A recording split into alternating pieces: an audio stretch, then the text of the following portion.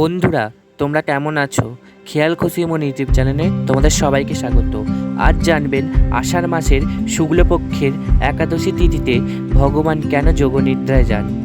ভিডিওটি ভালো লাগলে লাইক করবেন, কমেন্ট করবেন ও শেয়ার করবেন। ভিডিওটি দেখতে থাকুন। দেবশয়নী বা হরিশয়নী একাদশী নামে পরিচিত। আষাঢ় মাসের শুক্লপক্ষের একাদশী তিথিতে এই পবিত্র ব্রতটি অনুষ্ঠিত হয়। ধর্মীয় বিশ্বাস অনুযায়ী এই দিন ভগবান বিষ্ণু ক্ষীর সমুদ্রে 4 মাসের জন্য যোগনিদ্রায় শয়িত হন। ধর্মীয় রীতি অনুযায়ী মানা হয় যে এই 4 মাস ভগবান শ্রী বিষ্ণু কলমি শাকের বিছানায় এবং পটলের বালিশে নিদ্রা যান। এই সময় থেকে 4 মাস কোনো শুভ কাজ অনুষ্ঠিত হয় না এবং গ্রামের লোকেরা এই সময় থেকে কলমি শাক এবং পটল খায় না। ভিডিওটি যদি আপনাদের ভালো লেগে থাকে ভিডিওটি শেয়ার করবেন, সাবস্ক্রাইব করতে ভুলবেন না এবং আপনাদের বন্ধুদের কাছে শেয়ার করে দেবেন। ধন্যবাদ। হরে কৃষ্ণ।